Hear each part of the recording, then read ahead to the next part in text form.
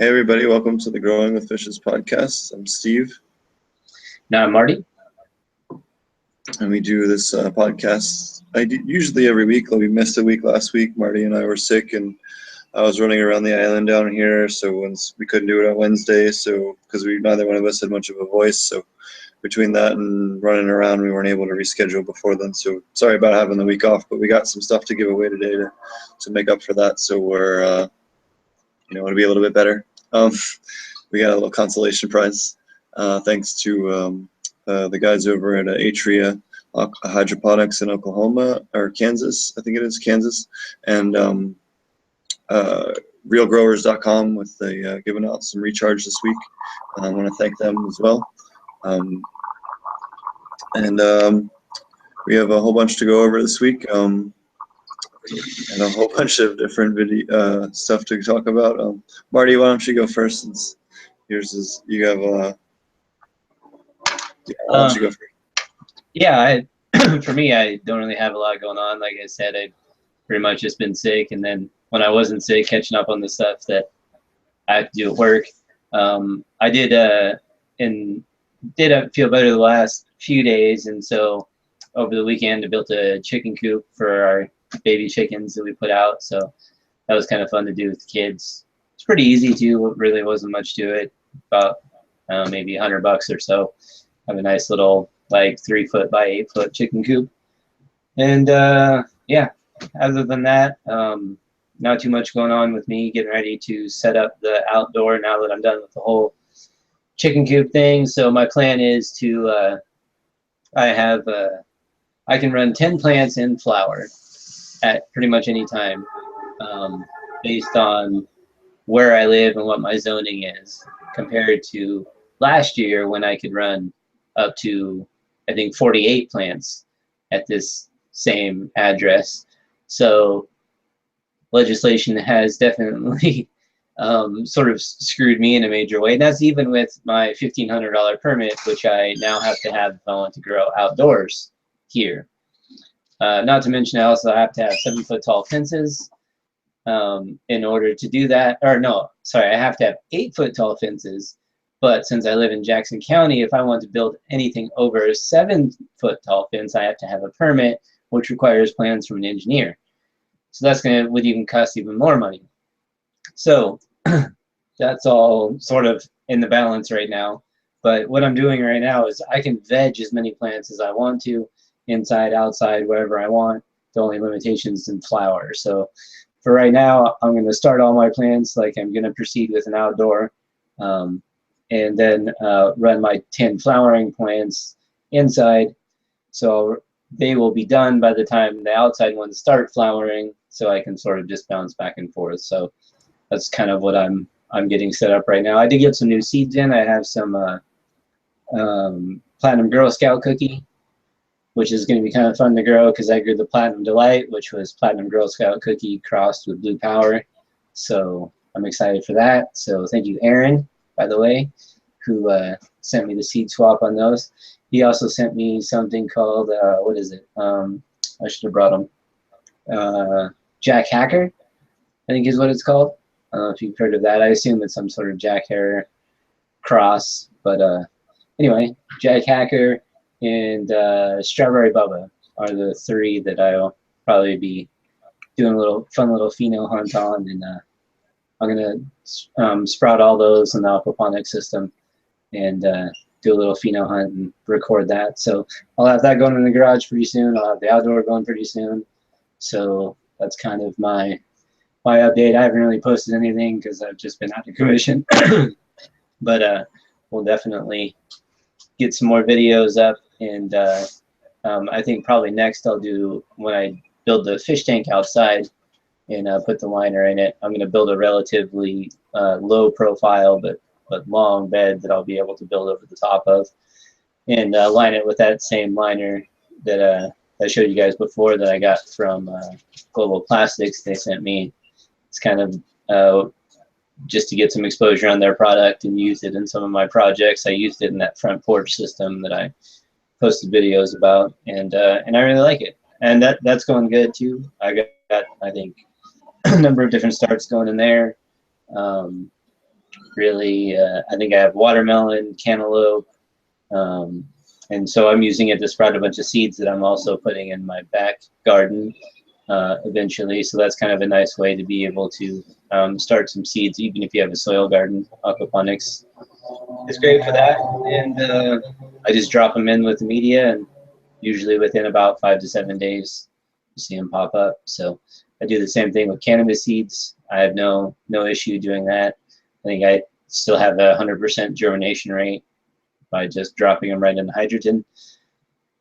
And yeah, so that's pretty much all on my updates on that stuff. I'll get a video up on the front porch system, but I've got a ton of stuff in that, and a bunch of seed starts, and I got some raspberries already ate the first strawberry. It came through, so that's always exciting for the kids. And yeah, fun times. And again, the spider mites on strawberry plants rings true every time I get them from a store. And this time was the same way. And so I checked them out, made sure and treated them. But seriously, I don't know how, but it doesn't affect the strawberry plant. Like, it doesn't kill the plant when they live on it in the same way. Like, for whatever reason, like, they just seem fine with it. I don't know if you've had that experience or not. Oh, Steve's got to go. Yeah, but other than that, I got raspberries. I got a blueberry plant that I'm trying to resurrect in the aquaponics system that I sort of abused last year, and it seems to be coming back to life. So that's pretty fun. What else do we put in there? Oh, we put in beets. We put in some rainbow carrots, and a lot of those will get transferred and out to the backyard, and some of them will stay there. Sorry about that. Oh, that's all right. So yeah, that's pretty much my stuff. Not really too much going on other than like just trying to navigate all the regulations and get things tried to set up in order to follow them the best I can. So right now I'll have 10 plants inside at least, and hopefully I'll be able to do 10 plants outside once that comes around, even if I end up having to pay, you know, $1,500 or whatever it is to be able to do it. Hopefully, you know, by then I should have a pretty good indication of whether or not it's going to, you know, be worth it or whatever else. So, and we'll see where the landscape is. The county's still getting sued, and all those regulations may get thrown out the window. So we'll see how that goes. And shout out again to Right to Grow USA Facebook group. They're the ones who are supporting a large number of us here in Southern Oregon and different parts of Oregon where other counties are doing the same thing, and have completely footed the bill for that lawsuit. They had a really cool setup where they took in donations of flour, and they had a big event where everybody came together and rolled a bunch of joints and took them around to local dispensaries, and all the dispensaries sold them, and all the proceeds went towards funding Right to Grow lawsuit. So that was kind of a neat way to be able to do that. And a bunch of people got together, and I think they rolled some like 800 joints or something like that in one day, dispersed them out. And so that was pretty cool. And I believe they're going to do that event again. But go ahead and check on the Right to Grow USA Facebook group. You know, donate to them, check out one of our events. Good times. Awesome. Well, I actually had a chance to go hang out with some of our, so we've been getting everything set up and licensed and looking at different areas and talking with different people that we have connections with here and people that have family and stuff here. And stuff's finally coming together and everything. I've got to go up and look at some of the space that we'll be able to grow in later on once all of our licensing goes through, and see some of the skills that some of our growers are capable of doing before everything gets through here, and just see some of their, well, they weren't the ones that they run, but they're some of their cousins, and show some of the skills that they have and how great that they can run it. So yeah, it was pretty awesome. We got to see fields and fields and fields of herb. I got some videos up on my channel if y'all want to see just acreage and acreage of cannabis. It's pretty amazing. I have some more videos. The first field, well, I had to walk past about 12 fields before I could take out my camera, which is why I'm like just delirious by the time I hit that first field that I could pull my camera out at. We just wanted to be respectful of making sure we weren't hurting anybody or anything that's got stuff going on already. So um, they were kind enough to let us take some footage there. So I had to, make sure that we were respectful. So, but yeah, we got a bunch of footage from a camp in the middle of nowhere up in the hills, and of a bunch of Sensimilia. Finally got to see some of the Jamaican landrace, the real pink and purple hair. And so instead of orange or red hairs, all this stuff is neon pink and purple and everything in between, violet, purple, and some of the stuff I saw yesterday, I can't begin to tell you how good it tastes. But yeah, it was quite an experience of a lifetime, and to see just acres and acres and acres of herb was incredible. I really can't tell you. To like check out any of the or get to talk to them about like what kind of nutrients they give their plants. Yeah, so they do. They actually keep a couple of cows up there and a couple of goats and all that, and they basically, in between harvests, once they harvest out, they save up all the manure every day and they put it in a little pile, and then they put it out on the field when they're ready, after they harvest, and then they till it all in. They mix it in with their hose, and then they mix in a little bit of iron-rich soil, a little bit of they make their own, it's kind of like a compost tea.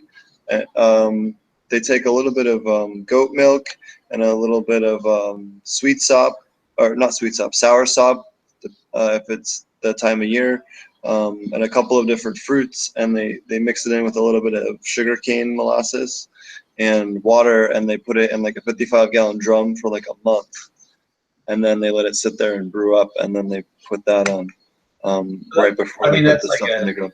It's like a fruit fermentation, then, basically. Yeah, more like a lacto than a more of like a lactobacillus, like a labs, than it would be like a what you call it, compost tea. Sorry, Right. I'm a little bit stoned. I've been smoking high grade like all day for the last day and a half. So I'm like, nice. But yeah, so that's what I spent the first part of this week doing, was running around the hills of Westmoreland. That's why we were gonna try and do one yesterday, but I got a chance to go back out to the farm when they said one of our farmers was gonna let us shoot the field. I had to go back out because I've been able to see a bunch of this stuff so far, but I haven't been able to get permission to film. And it was nice yesterday to finally get permission to film one of them and show you guys what I've been doing a little bit, running around making sure we can get all the stuff lined up so that once all the licensing goes through, we can hire all these guys that are already super good at it. We can adapt them down. Part of a big section of our farm will end up being, there's going to be aquaponics. Part of it will end up being just soil stuff, for export as well. But the bulk of it will end up being, aquaponic down part of the hill, but just getting to see what they're capable of and what they can do, and what techniques they've been exposed to versus haven't. The only criticism I could have made the whole day was that some of the how they dry it, the drying procedure could be improved, but that's about the only thing. They could, and then they're not doing anything from clone. Everything's from seed.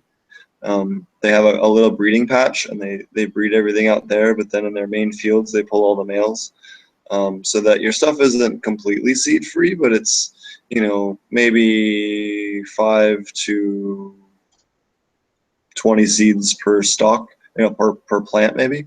So it's not too bad.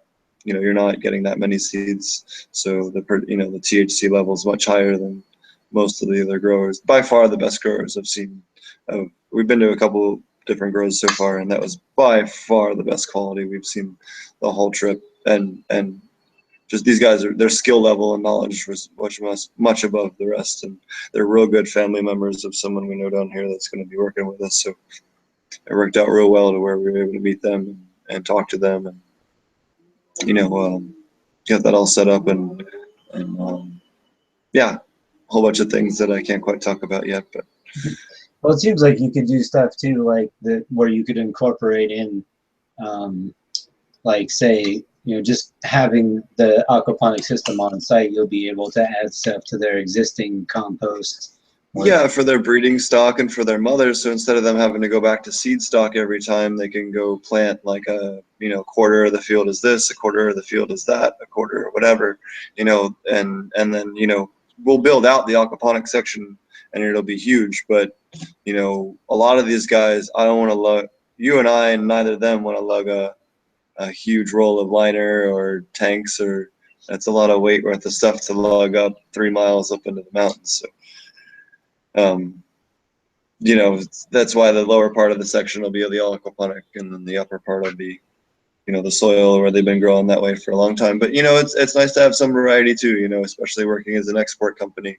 You need to have some diversity in your product. So not to mention, we would never be, it would take us a few years to finish fulfilling the orders for with just aquaponics only grow. Even if we started building 6 months ago, it would take us, we'd be building for years before we could satisfy the global market. And once that opens, we're going to need some additional help with exports. So as far as being able to fulfill orders. Right, and so since they're already producing, it makes a lot more sense to just exactly doing by improving their genetics. Not to mention help being able to help them and too, Right, or maybe even using some of the waste from your aquaponic systems in their compost or different things like that to get some variety of nutrients.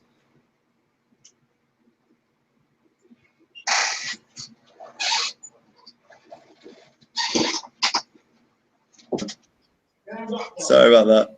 I had one of our guys got back from Kingston, so I just wanted to say hi real quick.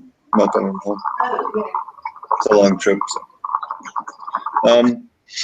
Anyways, yeah, it was really awesome to talk to them about different grow techniques. You know what they use here for root insects, and it works really well. They pour a cane rum on the root of the plants, and it kills the root mites and the worms that attack the roots. So they'll have like a 30-gallon thing of rum on their back with like a sprayer, and they'll go down the line just like flooding out the roots of the plants that look like they got root bugs, man. It's so funny, and it works. It works. But, Sure it does.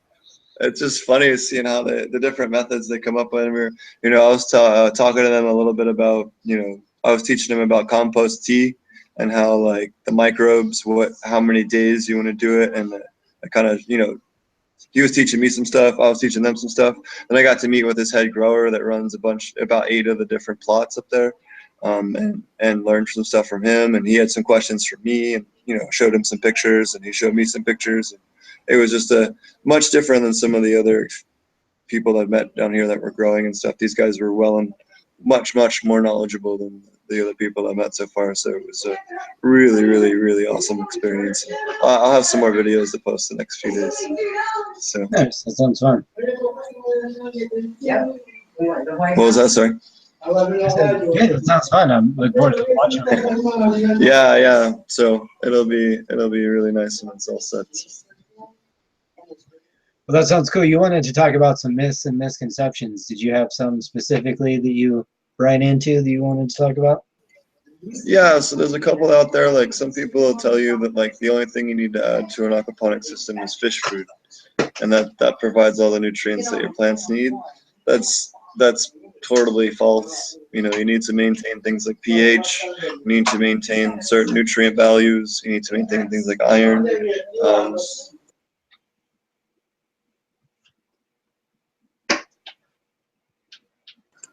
So that's something that you have to worry about. And it's something that you see a lot of. And there's still a few people that are out there preaching at aquaponics that.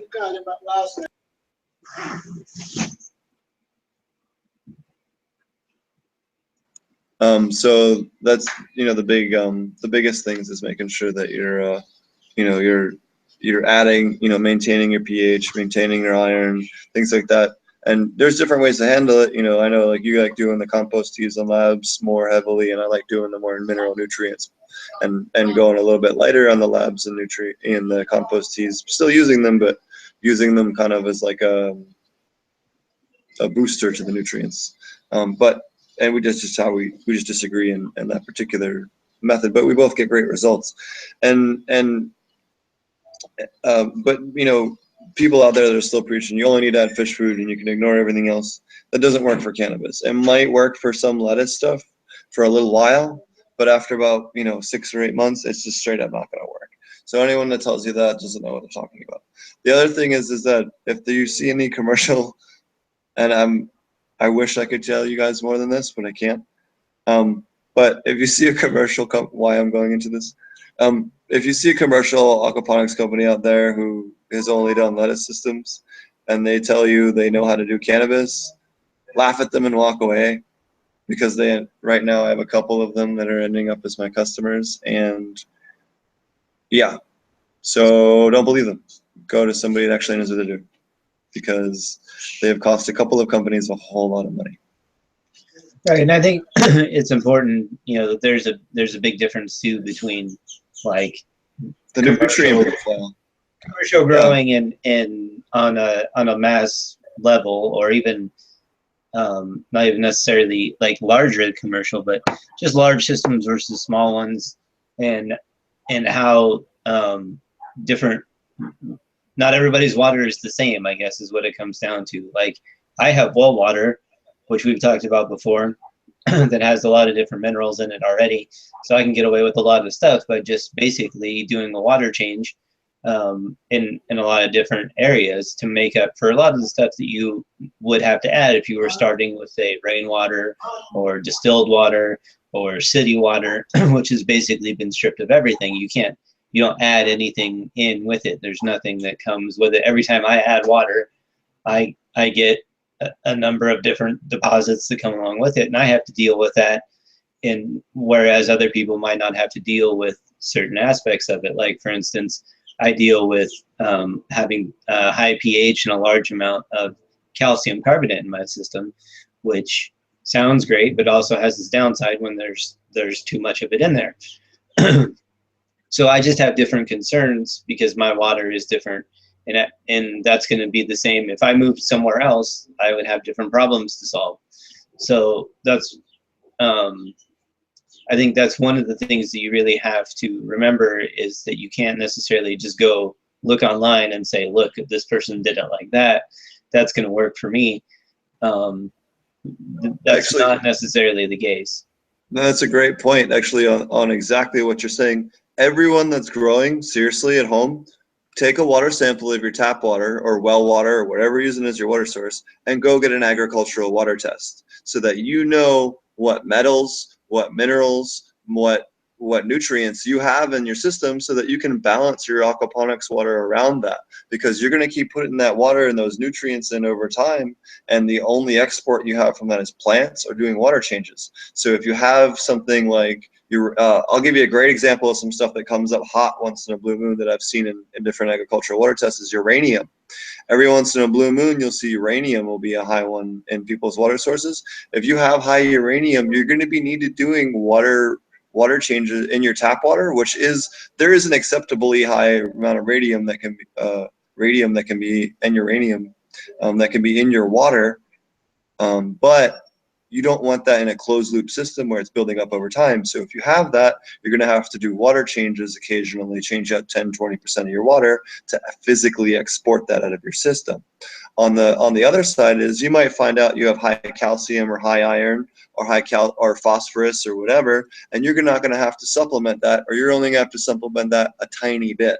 And you can go, okay, awesome, I don't need to spend anywhere near as much. That's why getting an agricultural water test costs about $20 to $35, depending on where you live, will get you everything that you need to know about what your normal input is, what's going to build up in your system over time, and all that. So you don't have to worry about all that stuff.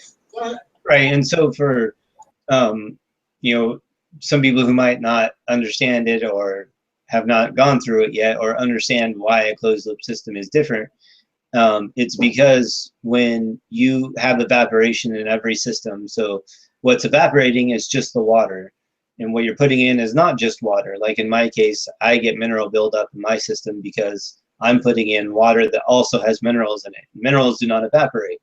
So even if I add water in so that I am adding water to bring the water level back up, those minerals from the water that I put in before are still in that system.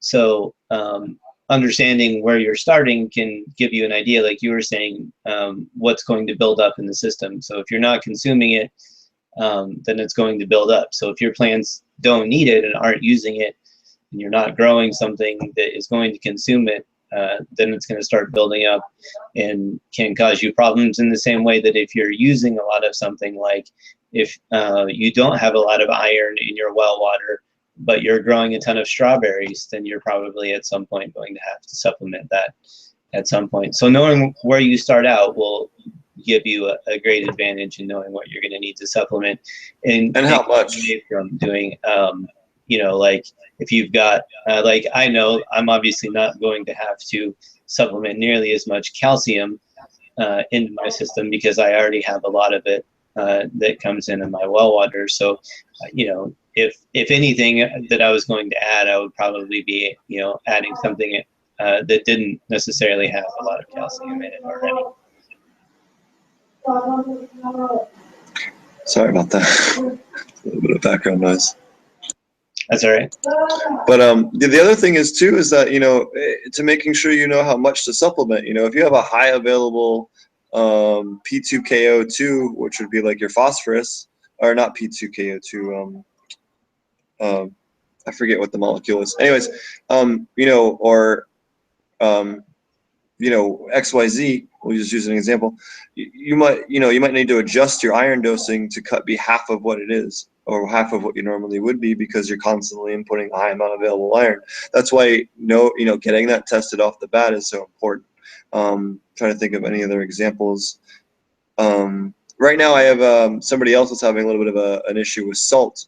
There's another one that a question I had somebody ask me lately is, how would you handle a slightly high amount of salt? First off, you got to export it. You want to make sure you do a partial water change to physically remove some of it. But the other thing you can do, if you are trying to keep the plants from getting too stressed in the meantime, is up your silica rate. When you up your silica, that really helps reduce your toxicity from the sodium.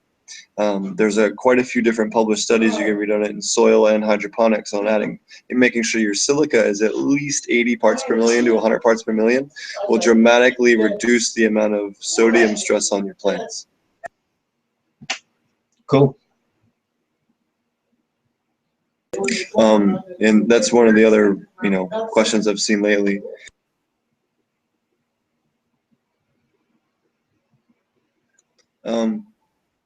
So yeah, sorry about that. But yeah, so that's so some of the other misconceptions is you don't need a solids filter.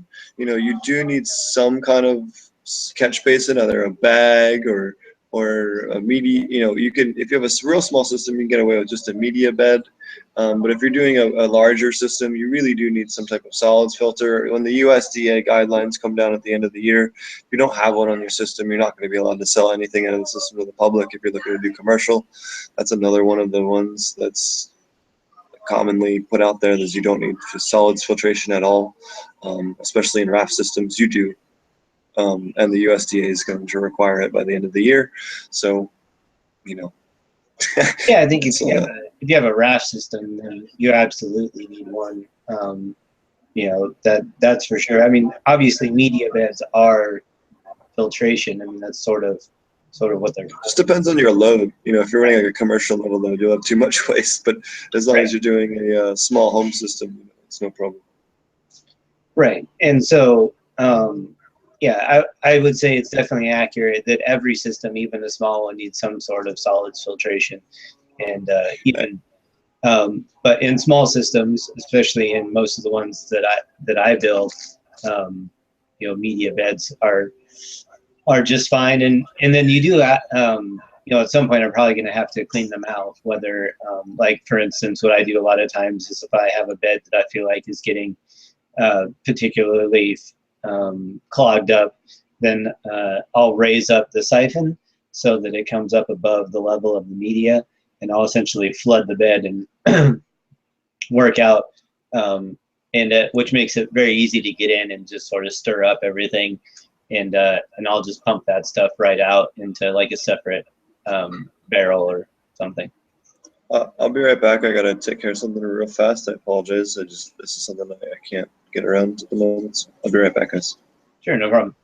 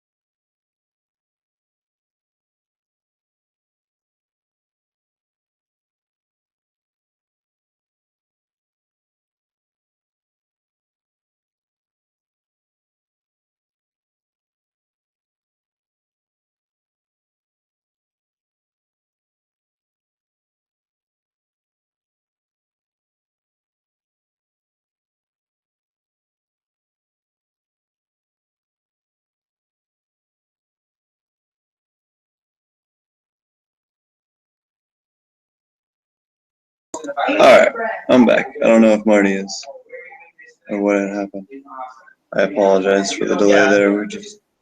Sorry about that. I had a little meeting I had to pop my head in. We just picked up another company in another country that's not in North America, which is pretty dope. Cool. Or South America. But I'm not going to. I gotta get permission to talk about them before I can mention who or where. But yeah, pretty dope. So yeah, my week just got more interesting. So yeah. So we want to talk. The other thing I was going to talk about is I had a chance to. We had a couple of writing questions this week about products. We have the first product question we had was Jumpstart Grow More Medium. And the second one, I actually had a question from somebody, and it was about the recharge, which we're actually going to give away some recharge shotgun shells, which they have. We're gonna next week. We're gonna pick somebody from the leaves a comment and likes the video here, and we're gonna make sure they get some recharge shells. Should be enough to get you a good initial spawn culture of those microbes in your system, and see how they do it. And it'll be real good. We're working on. We'll have a bigger giveaway of some recharge later in the month. But this first time we're going to give away some recharge.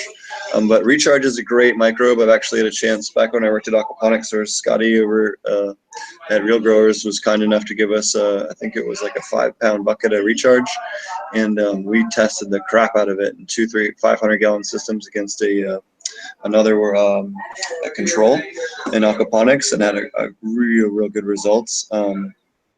Higher flower count, and no fish issues at all, and real healthy plants. And we didn't test it on cannabis at the aquaponics source because we weren't able to, but I've used it quite a bit, as well as a couple of my other aquaponic grower buddies that worked for us back in Colorado with aquaponics and soil, and everybody really loves it.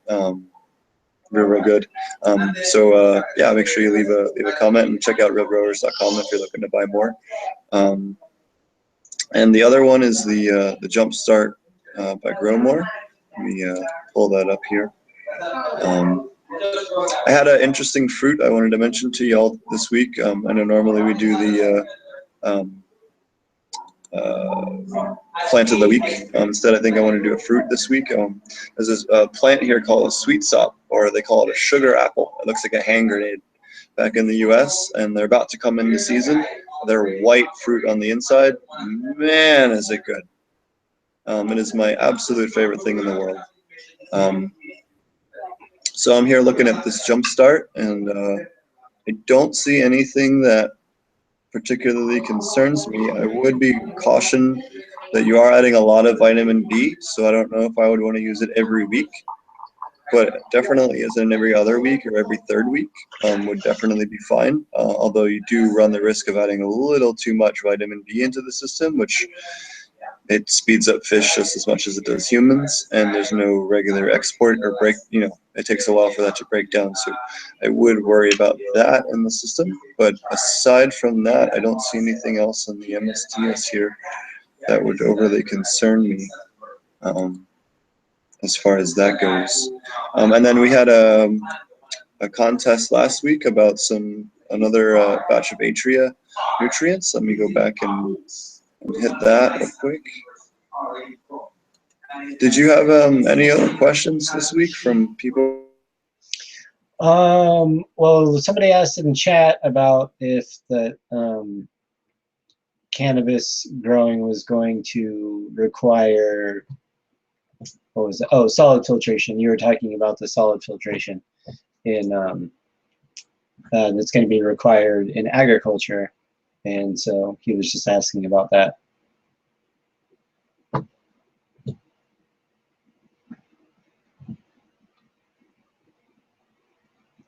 And I think Steve disconnected. Marty? There you are. There you go. Sorry about that. Finally had one of our net hiccups down here that we've been kind of lucky so far this episode.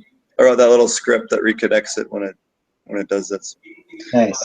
So yeah, if you look in the chat, somebody just asked about the solid filtration, if it was going to be required for growing cannabis, and Oh, so I what they're doing is the USDA is requiring it for all hydroponic or aquaponic production. So I don't see any reason why it wouldn't apply to cannabis production, as far as commercial scale. commercial, right? Yeah, and I'm talking strictly commercial. So if you're selling to the public, I don't, if you're just growing at home, like nobody cares as far as USDA regulation. But if you're trying to sell to a dispensary, or you're trying to, sell to whatever, or you're running a commercial setup and you want to sell to the public, as a dispensary or whatever, this is stuff that, and I'm actually, I posted on, one of,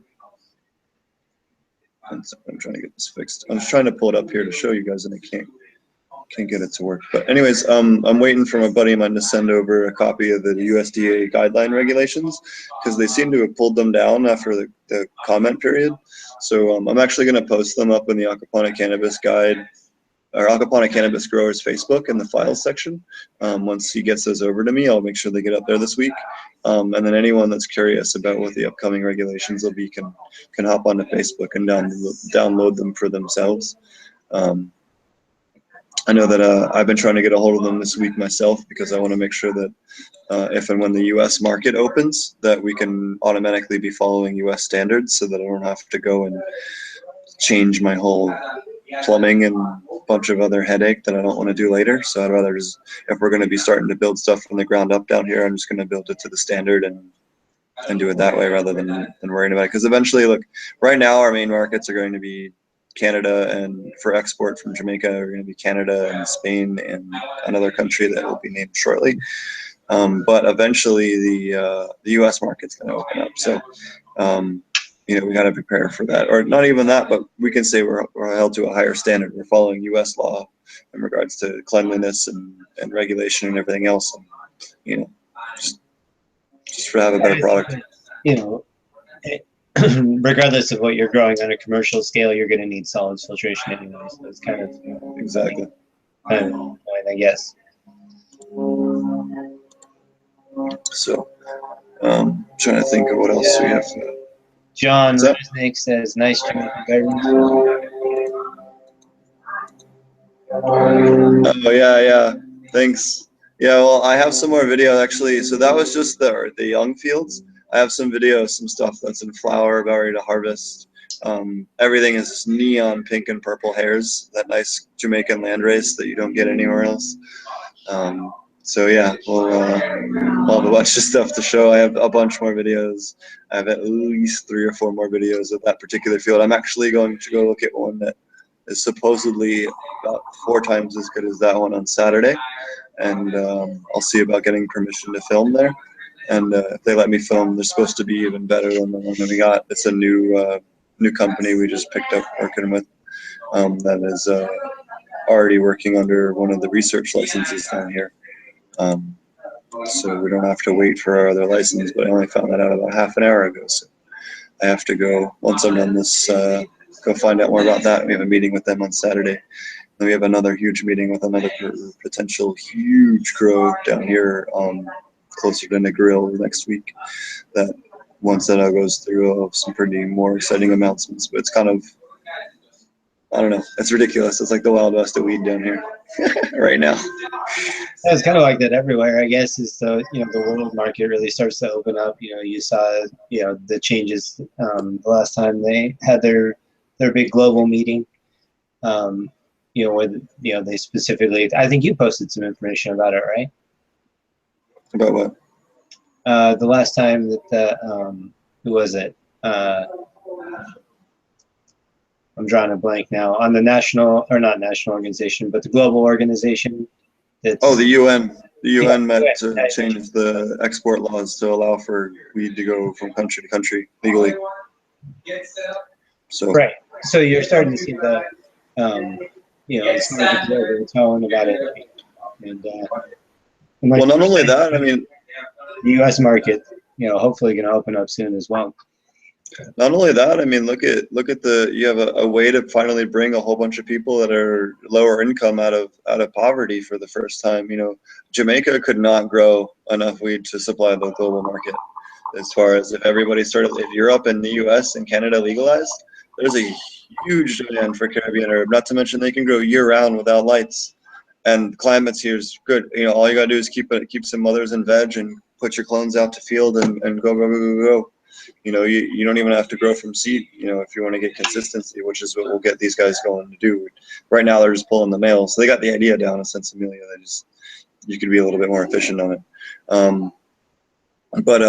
But yeah, so yeah, we'll get there. But the fact that they can save so much money in production here that even with transport, they'll be able to easily, still have a huge piece of the global market because, aside from North Africa, where else are you going to be able to grow year round in flower? You can do it in greenhouses, but you still have to do lighting, you still have to do heating.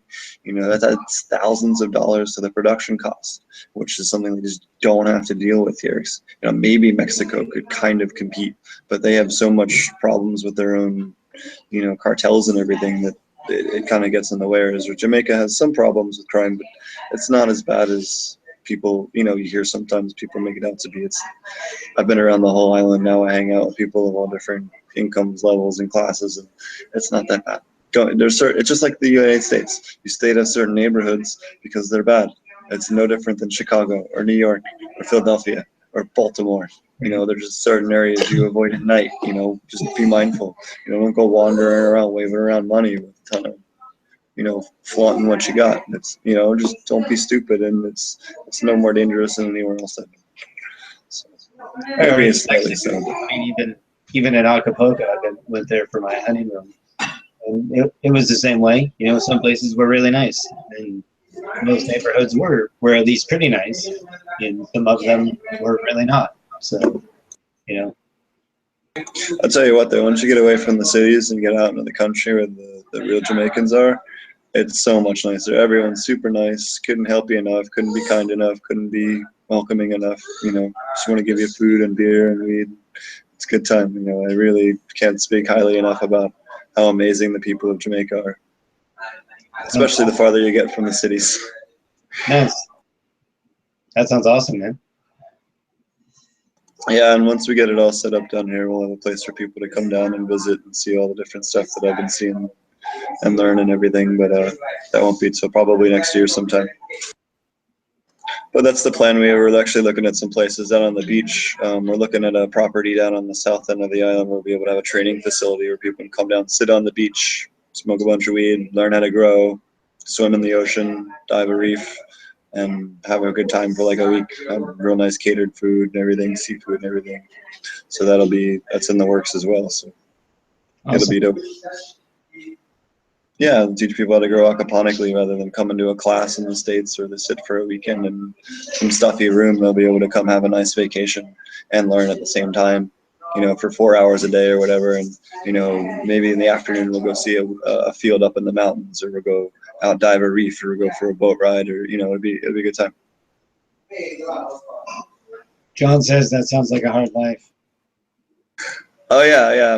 My work. I work about 4 to 6 hours a day, half the time, at the beach or the ocean or the farms. Well, I don't know. I don't really consider being in the field of weed work. I don't count that. But as far as doing like paperwork or planning out, doing a lot of design plans, doing a lot of like figuring out what pumps we're gonna need, what electrical stuff we need, you know what I mean? Just stupid, boring stuff that doesn't really interest any of you. Which is why I haven't been posting a whole lot of video from down here, because some of stuff like yesterday that I posted is not okay to film everywhere, and just I got to be careful about that stuff too, as far as upsetting anybody, especially if we're working with. Yeah, it makes sense. But yeah, it's been an experience of a lifetime, and I'm about to go to 2 other countries here in the next 4 months that I'll have some new footage from Corellial that aren't the U.S. So it'll be a blast. Cool. Looking forward to it. And trying to think what else. Talk about today? The other thing I was gonna plug is we have a fest. I guess we don't have. We have the website now, but I don't have any date yet. But we have a festival we'll be doing, so definitely plan on coming down to Jamaica for 420. We'll have by then we'll have a bunch of stuff set up, and there's a festival that we're working on collaborating with some other people down in Jamaica to be a weed festival to help support Jamaica and Jamaicans and get a especially because they'll have hopefully have their retail stuff all open by 420 of next year. At least that's what we're told at the moment. So unless that changes dramatically, so it should line up real well with that. But definitely, put your plans out to come down to Jamaica for 420 next year, and we'll have a lot more cool information on that. Shout out to Atria Aquaponics for donating that. We'll anybody that leaves a comment and likes the video, we'll pick 2 people from that. One person will get the recharge. The other person will get another set of Atria aquaponic nutrients. And shout out to Keto Life for giving us some other stuff as well for our grow lab back in the States. Appreciate them. They help us out a lot once in a while when we need some stuff tested and things. And I guess that's all I have at the moment. Definitely make sure you subscribe to my channel, which is Potent Ponics on YouTube. If you, I haven't ever mentioned this before, but I'll plug it here at the end. I have a company called Potent Ponics. I do cannabis consulting, aquaponic cannabis consulting, design, or if you're a nutrient company and you want dosing for aquaponics that are fish safe and all that, you can hit me up on my website or email me. I know Marty has a company and a YouTube channel as well. She mentioned your stuff. Yeah, I just have the YouTube channel. It's AP Meds on YouTube. And then we have the Facebook group, Aquaponic Cannabis Growers. Look us up on there. We definitely like to post a lot of information there for everyone. And if you have any questions, obviously you can put them in the comment section below. You can ask them in the Facebook group. You can private message us. Whatever you guys need to do. Put them in the chat section right now. Appreciate John tuning in over there. And I think one other person in there, I don't remember who it was now, but I always like to have some people on live, so we appreciate those questions. And yeah, thanks for tuning in. Yeah, sorry about this week being a little shorter. Just I have a bunch of stuff going on this week. We had to try and squeeze this episode in. I apologize. Hopefully next week will be a normal, longer format episode and a little less crunched up. But I do apologize for that. But we will return to a normal schedule. We're just having a little bit of growing pains here. So I appreciate everyone's patience and everyone not freaking out because we weren't on last week. So I really appreciate it. Thanks to those who were sending us emails and asking us what was going on. I think I got 5 or 6 different, hey man, when's the next episode? So I really appreciate it from everybody. Oh, shout out to Dude Grows too for hosting us. You guys can also check out all of our episodes over at the Dude Grows Show. So under Aquaponics. So thanks a lot, guys, and have a good one. See you later.